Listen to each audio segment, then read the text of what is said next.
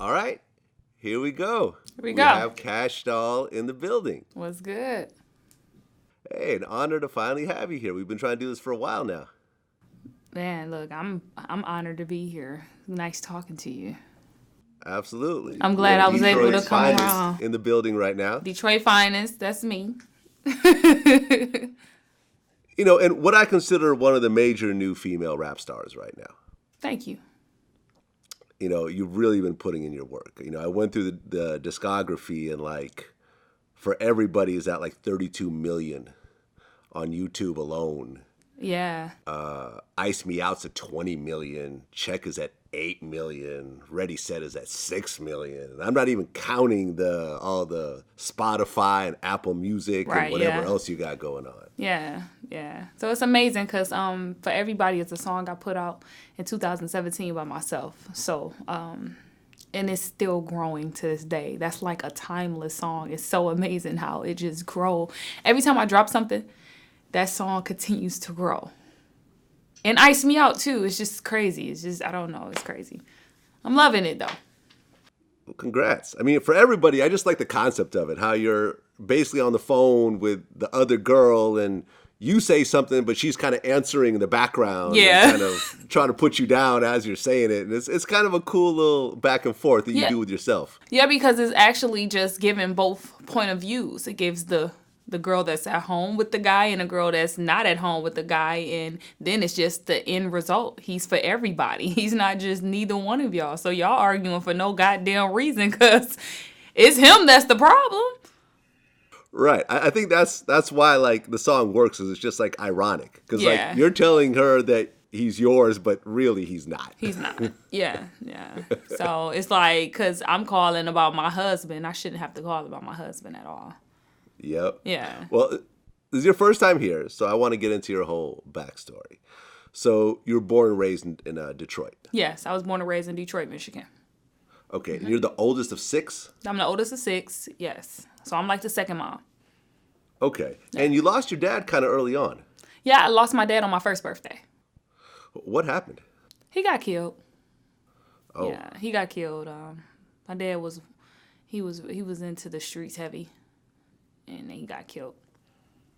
Okay, do you know the situation around it? You know what? My dad was actually in a group that's real popular in Michigan. They were these young guys getting money or whatever, and he was in drugs and stuff like that, and he ended up getting caught up, and he was one of the main ones, and he got killed. It was crazy because my dad owned a boat at 19, and he used to make music on a boat. Wow. Yeah. So at his funeral, his flowers was made out of boom boxes. And so I got this boom box purse, and it's so cute. It's I feel like that's our thing, me and my dad, Sad. Did they ever catch the person who killed him? Nah. Okay, so you grew up oldest of 6, and you started hustling, getting jobs early to try to help the family. Yes, I started getting jobs soon as I was able, soon as I turned 16, I had a job at Mr. Allen's. And then ever since then I had jobs. It was at one point where I had 3 jobs at one time. So I was working at Better Made Chip Factory, Little Caesars, and Best Buy at one time. Wow. Yeah. Okay, so you graduate high school and then you go to college for a year. Yeah, I graduated high school. I graduated high school on time at Detroit City High. And then I went to Henry Ford Community College for business management. Okay, so what happened after the first year? You know what? I learned a lot, and I did great while I was in there, but it just wasn't for me. My attention when I was in there, my attention span was not there. It was I want to be my own. I want to get some money. I want to be a boss. So I just knew that that's what I wanted to do, and so I just kept working while I was going to school. I was working while I was going to school, and then in the midst of that, I ended up starting a dance because it was more money in that, and I'm like, all right, this is what I need to be doing. Because all my friends when I was in high school, all of them they were all older than me, and we were like in a dance group called Fresh Girls, and all of the girls that was in the dance group went to go dance afterwards, and they were making so much money. They're in these new cars, they're in their own apartments. I'm like, shit, I'm staying with my mama, I don't even have a car. I'm like, I need to start doing this, you know what I'm saying? However, I ended up moving out, and I got my own crib and all the other stuff, and then my apartment got caught on fire. And when my apartment got caught on fire, I had to move back with my mom. And at the time, I wasn't living right. Like, I was doing stuff like, little bad stuff. And I think that was all karma anyway. However, when I had to move back with my mom, I'm like, hell no. Hell no. I got to get the fuck up out of here because I already made it up out of here. I started dancing. And the rest is history. It was that one thing that I had to come out of my comfort zone. And I knew I didn't want to do it. I procrastinated so long to do it. And then when I finally did it, it changed my life. And I hated dance. I didn't like dancing. Like, when I used to go in there, I used to take 4 shots of Grey Goose just to be able to deal. That's why I don't drink to this day. I'm so sober now because I used to do so much of that shit then just to be able to maneuver in there and stuff. You know what I'm saying? Because I hated it. Not hated it, but I was uncomfortable. I wasn't too sure about myself, Dancing gave me that confidence that I have now. So were you 19 when you first started dancing? No, when I first started dancing, I was like 21, 22. Because when I first decided to dance after I got out of school, I didn't do it. I went one night and I just never went again. It was like, I didn't do it until the situation happened with my mom. With my apartment. That's when I moved back with my mom. I was like, okay, let me just do it. Okay, so dancing looks easy, and it looks like it's just a bunch of free money, but what was it like as a 21-year-old to suddenly walk into this dark club with a bunch of strange men for the first time ever as, a young adult? And I don't even know if I was exactly 21. I'm trying to figure it out. Because it was around 2012, 2013-ish. It was up in there when I first started. But I walked up in there and I'm like, I was shitting bricks. It's like, these are grown-ass men, with money. These are all the drug dealers. These are all the guys that all the girls like in here. I'm like, oh, shit. But remind you, I always been popular. So, like, even in high school, I was like the 9th grader that hung out with all the 12th graders. My boyfriend was in the 12th grade. He played basketball. You know what I'm saying? Like, I was always that girl, So, like, even in the neighborhood, I was always that girl that people couldn't wait to come outside, because I barely came outside because I was dancing all the time. They barely seen me. So on Facebook and Instagram, Facebook, because Instagram opened up back then, like 2012 or something, or some shit like that. But I was on Facebook and I had a lot of followers then from all the schools I went to. I got kicked out of schools and all that other shit. So I was in different schools, different neighborhoods. My mom moved all the time. So I always been popular.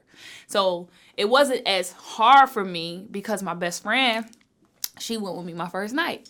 So we in the dressing room, whatever. And she down there doing my hair, doing my makeup. I'm like, oh my God, I can't believe I'm about to do it. So we ends up going upstairs and the music playing. It's all this liquor and smoke. And it's just like, oh my God, I'm in this environment. I'm about to do it. So my first dance was somebody that my best friend knew. And I started dancing with them, and they gave me some money. They tipped me good because they already knew me because I used to be around all the time. So I used to just stay on the floor. I never got on stage.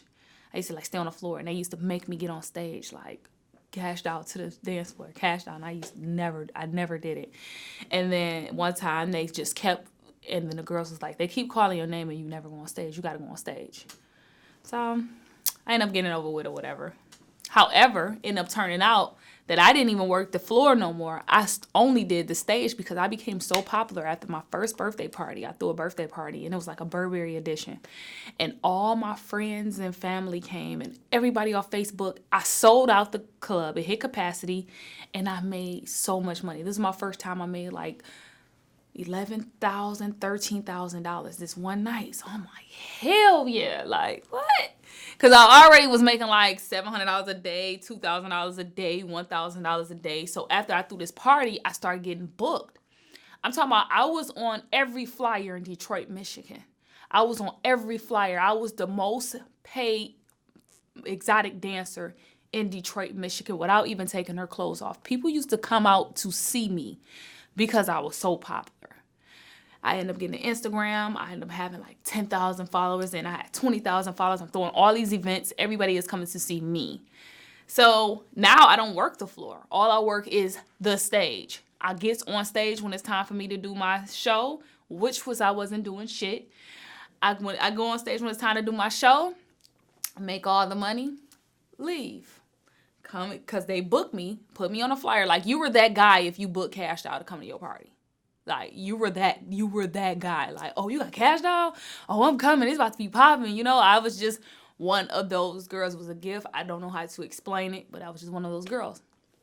However, my birthday party, after I'm a year in, I did a birthday party and I made $26,000 on stage, cash, singles, and like 20s and stuff. And then the door did $13,000.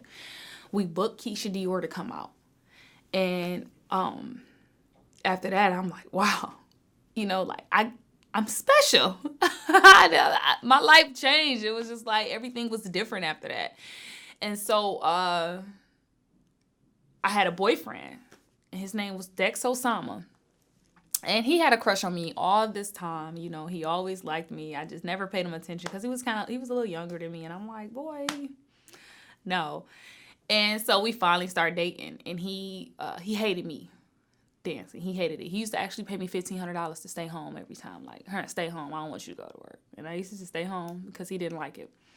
So one day we riding, and we're about to go to the mall. And I'm like, you know what? I want to be a rapper. I'm like, I always wanted to be an entertainer. And he was like, you can do it. You look good. Everybody already love you. You got a nice body. And you got a chain. That's what he said. So I was like, I can, right? Because I never talked to nobody about it because I thought that it was impossible. I never thought that I would be Kash Doll, like the rapper. I never thought that. So we went to the studio that night. We got inside the studio, and we was getting into it the whole time because I hate when people tell me what to do. I noticed that. I don't like when people, like when I'm being in creative mode, I hate when people tell me what to do. Let me do what I'm going to do first and then come behind me and tell me, you know, like kind of critique and help me out.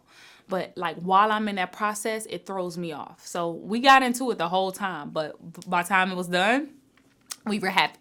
We got in the car, we were listening to it, and he like, look, listen to how you sound. Your voice on top of this is amazing. He like, I knew it was always something with you because when you be in the shower singing, you sound good. I knew it was something. You special. You can do this. And I'm like, really? I can, huh? So we just listened to it. We ride and we like, yeah. So he put it on his Instagram. I put it on my Instagram. Then somebody called me like they want to do a feature. And then I'm like, oh, shit. So me and him looking at each other, we like, all right, so what we going to do? He like, tell him you want $2,500. So I'm like, I want $2,500. They was like, okay. I was like, they said, okay. He said, shut the fuck up. So we look, we excited. We like, he like, all right, now say this. So I'm saying it. I'm saying whatever he want me to say. So then they're like, okay, cool. Well, then I'll meet up with your boyfriend and give you the money. So my boyfriend went to go get the money. And I'm like, hell yeah. So he like, all right. We're going to do it. So we go to the studio. We get into it the whole time we're in the studio. But we get it done. I send it back to them. They love it. Right? So now they want a video. So I'm like, they want a video. He like, tell them $1,500. So I'm like, $1,500. They like, okay. I'm like, they say, okay. He say, hell yeah. So we go get the money. So we go give me something to wear. I do the music video. We put the music video out. Then boom. I got to open up with them at Chief Keef concert. I'm like, oh, shit, right? So I'm like, okay, cool. So we goes out in front of the whole crowd. And shit, after that, the rest is history. I just didn't stop. I did a song to Tinashe 2 on remix. It was on rotation and on radio, the top 888. It was crazy. It did 200,000 views in 1 hour. It was all over the radio. It was crazy. And I never looked back. Well, Were you with Dex Osama in 2015 when he got killed? No, we broke up. So I started my career in 2014. He went to jail. But he ended up getting a little possessive. So he went to jail, and that was like my time to get away from him. So I moved when he went to jail. I just made sure I gave him money to make sure that he was good while he was in there with his mom. And when he got out, I have no ties to him. We actually didn't get along. We kind of like was beefing. We were beefing tough. And in 2015, when that happened to him, I was fucked up because I never talked to him again. We didn't like each other at the moment. Yeah, I mean, ironically, he actually died in a strip club. Yeah. In a shootout that happened. Sad. I mean, I know a lot of people were really big fans of him. Yeah, no, he was amazing. Because you know what? When he was convincing me to rap, he wasn't rapping himself. And I used to be like, no, nigga, you know how to rap. You need to be rapping. And he used to be like, I'm not doing that shit. That's for lame. So soon as he seen that it started working for me, when he got out of jail, he started rapping. So I was happy that he was doing something positive and not into all the bullshit that he was into. Because he was just so much better than that. He was like a big teddy bear, you know? Yeah, sad. I have friends from Detroit that they were hitting me up about it. Yeah, he was amazing. They felt a big loss. Yeah. So, Kash Doll, that was your stripper name before you started rapping? Yeah. I was an exotic dancer. I wasn't a stripper. Sorry, my bad. Exotic dancer. Yeah, it is what it is, though. That's what the world call it. Yeah. Okay. And how is it that right around the same time you have all these other doll rappers, like Cuban Doll, Asian Doll, Dream Doll? Like, how does that all happen in the same time frame? It wasn't the same time frame. I think they start coming out around 2017-ish, 2016-ish. I do believe that, I know that my name was Kash Doll first. And when I was in my situation, I do believe that, they probably was inspired by my name and, they wanted to be a doll. I mean, yeah, they're all popping in their own way. So yeah, I guess it worked. I guess so. Congratulations to them. Well, in 2015, you tweeted plastic surgery. What'd I say? Was that you just put that? You just put plastic surgery in a tweet, and then that's it. Was that around the time that you started getting work done? Did I start getting what? Work done? Like what? Like cosmetic surgery? Yeah. 2015. I haven't got a lot of work done. No, I don't do a lot of work. 2015, I probably was thinking about it or something. I probably just tweeted that thinking about it, but yeah. I have got work done, though. I'm not ashamed to say that, which is my boobs. However, okay. Whatever. Okay, so you weren't dancing I anymore? public announced that. You weren't dancing anymore when you started getting surgery? Nah, I wasn't dancing no more. I stopped dancing in 2014 when I started rapping. Aha. Mm-hmm. Gotcha. Yeah. Okay. I mean, listen, this is 2019. You'd be hard pressed to find any female that hasn't gotten something done, from fillers to I ain't touching my face. I ain't doing. I bought titties because I ain't had none, and there's nothing I could do to have them. So, say hello to the KDs. They're right here. You and Big Sean, who are both from Detroit. Yes. You guys actually have a couple songs together. Yeah. I didn't realize that you were on the album with Metro Boomin. Yeah. Yeah, so good. That was a dope one. And then he came back and did Ready Set. Yeah. Okay. How did you guys hook up? Like, how did that whole thing come together? How did we hook up? We just start following each other on Twitter. And he DM'd me. And we exchanged numbers. And we just always kept in contact. We just like, oh, okay, because I remember Sean in the city. He was, I remember when he was doing his first mixtape parties and stuff like that. So, I was excited because it's like he's like one of the biggest artists coming out of Detroit. So I was excited. And then one time he hit me and asked me, could I do a verse on something? I'm like, hell yeah. And he sent it, and I loved the song. I went right into the studio and sent it right back. Yeah, So Good was dope. I was a fan of the song before I realized that you were actually on it. Yeah. Yeah. That's an amazing song. So, and I guess when you were kind of at a low point, Drake had hit you up and had you open up for him during his, was it Summer 16 tour? Yeah. Yeah, he sure did. He DM'd me and asked me to come out because he was going to be in Michigan. And I was like, of course. And I came out and opened up, fucked it up, bodied it, as he said. And we've been friends ever since. Okay, now there's a picture of you and Drake. Drake is like giving you a hug. Yeah. Which, you know, in the world of hip hop, this is regular. Yeah, you know, it's normal. If I'm at a party and there's females around, I'm taking pictures with females and they're taking pictures with me and everything else like that. But I guess your boyfriend broke up with you over that picture? I don't even know who this guy is anymore. He don't even matter. I don't even want to talk about nothing about this guy. He don't even matter anymore. So, Okay. Yeah. I'm not even talking about him. He don't even, no. Okay. Well, originally, you know, when we talked about you were in a bad place, you were in a bad contract when you originally signed. Yeah. And I guess Eminem's lawyer helped you get out of that contract? Yes. Howard. Okay. Yep. Howard helped me get out of it. He's like one of the best lawyers in Michigan. He is.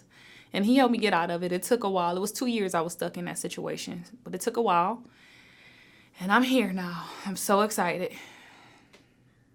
Okay. Did you ever get to hook up with Eminem at all or do any music with him? Not yet, but I am. I know I am. Because we got a mutual friend and I'm going to get to him. And I am. And I'm going to get a record with him. I mean, if you talk about big rappers from Detroit. Yeah, he is the one, you know. Yeah. Well, you talked about, you know, the effects of colorism in the music industry. And I guess there was a situation where a producer wouldn't put out a clear track that you did unless they put on like a light-skinned girl on the hook or something like that. Yeah, whatever. Nah, it ain't worth talking about either. Okay. That track not on my new project, Stacked. Okay. Yeah. Let's talk about the new project. Yeah, let's talk about Stacked. Okay, why that name? Stacked, because stacked means so many different things, right? Stack could mean, you know, I'm stacked up on songs. Stack could mean that my body is stacked. Stack could mean I'm money stacked. Stack could mean that I got houses stacked. I got my career stacked. My investing stacked. I'm just stacked. I feel like that is something that you can, like, now I call it stacked timber. Because it's September, stacked timber. Then we're going to have Stacktober. So I just feel like, you know, it's motivating. You know, stacking is motivating. You always got to get in that mood to stack. You got to get in grind mode, you know. So it just means a lot, you know what I'm saying? To just stack, building bricks like I've been doing all this time. I've been stacking bricks and being able to get to this point where I'm at with my career. So. And the Lil Wayne song is going to be on this project? Yes. Kitten. Okay. How did you guys hook up? Lil Wayne, his daughter, Reginae. Yeah, Lil Wayne, yeah. His daughter, Reginae. No, I seen him in, he was in Michigan. I was like, oh my God, I need to go see Lil Wayne. So I hit up Reginae and I was like, your dad gonna be here. Is there any way that I can meet him? So she gave me Uncle Mac number. And I hit up Uncle Mac. Uncle Mac hooked me up and I met him backstage and he was so cool and he was like, ice me out. And I was like, did you just say ice me out? You know, because it's like Lil Wayne. That's like the GOAT. So I was like, oh my God, I was excited. We took a picture. And then he was like, we got to work together one day. I'm like, hell yeah. Like, because I didn't want to just overdo it and say that, even though I was thinking it. But when he said it, I'm like, hell yeah, of course. So I sent Reginae a song, like, see if your daddy like this or whatever. Probably about 3 weeks later, she like, my dad finished the song. I'm about to send it to you. I was like, are you serious? Because I don't know. I just go with my flow. You know what I mean? And she sent it to me and it was fire. And look, the rest is history. It's definitely going on my project. I would definitely love to see Lil Wayne's name on my track list of my first album. It's crazy. Besides Lil Wayne, who else do you got on the project? Big Sean. Okay. How many more should I tell him? 2. Trey Songz. Okay. Tiana Taylor. Okay. And I'm gonna say the rest. I'm gonna save them. Okay, and this is actually your major label debut. Yes. I mean, how does it feel to go through this grind of, losing your father so early and having to have 3 jobs and being in the strip club and the ups and downs to finally putting out that major label project? You know what? It feels official. It feels refreshing. I feel like I'm giving birth to my first baby. Stacked. Yeah, that's how I feel. It feels amazing. It makes me feel like I accomplished a lot. And all my grind and hard work is now finally being released to the world. You know what I mean? And you talk about like how in your music, you talk about the strip club a lot because there is like a dark side to it. Of It how is. like, you talked about seeing girls that take a dude home and just set him up to get robbed and, sort of. Yeah, that in my type of song thing. Hustler. Yeah, you know what? Why I made that is so that girls don't think that it's all glitz and glam in the strip club world because they see social media and they think, oh, okay, I can go in there and make $10,000 and this much money, but you don't know what half of those girls going in there and going to do. So I had to show another side of it just so they could be aware that it's easy for you to get sidetracked if you easy to be manipulated to do some stuff like that, you know what I mean? Because I've seen it with I ain't seen it with my own eyes, but I've been around and heard about people that I've never seen again, you know what I'm saying? So I just had to share that story because it's not all glitz and glam. And it's not glitz and glam like that because half the time you don't even want to do the shit, you know? Yeah, no, I remember when I interviewed Light Skin Keisha, I said that stripping is a dead end. I mean, that's dope because the reality is that stripping is a dead end road. A dead end road? Yeah. You think? Yeah. Yeah, I know. You know? Why would you Yeah. say stripping is a dead end road? Because the thing about it is like, right? So I live in Atlanta, you know what I'm saying? And I am from the strip club capital. And I've seen strippers go in and they get into the game, they get into the industry. And then, you know what I'm saying? Next thing you know, they get out of it. Yeah.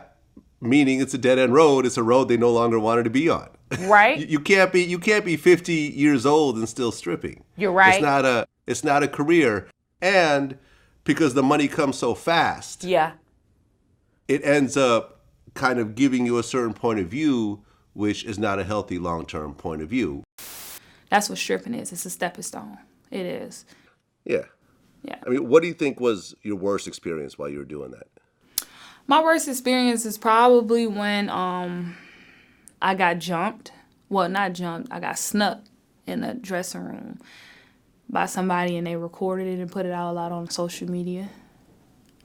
Really? Yeah.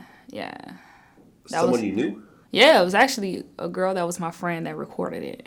And that happened, but whatever. I'm a G. That shit is weak. That was weak as hell, but and then they put it out like I just lost the fight, but in the whole video, it's not nowhere to be found now, but in the whole video, it's like I had on heels and long hair. She had on gym shoes with her hair in a ponytail, so you could tell that I wasn't aware, you know? It was like, whatever. That was weak. So what do you have coming up next? I mean, aside from the album. Movies, touring, everything. Stacked is coming out. Videos, magazines, radio shows, all that shit. I want all that shit. Yeah. Well, Kash Doll, definitely very happy and proud for everything you've accomplished. Thank you so much. Someone that's been in the hip hop world since it pretty much began. I don't think people realize that it's much, much harder for a female rapper than a male rapper. The reason why you don't see a lot of female rappers signed by labels is because it just costs a lot more money for a female rapper versus a male rapper. Between the hair, the makeup, the wardrobe, all the things that unfortunately I feel like are required makes the cost a lot more than just a guy that's going to go out, with whatever clothes he's wearing and, a fresh haircut. So the fact that you've gotten past these obstacles and gotten to this level, I think is extremely impressive. I appreciate that. Thank you. No doubt. Wish you all the best. Thank Until you. next time. Thank you. Peace.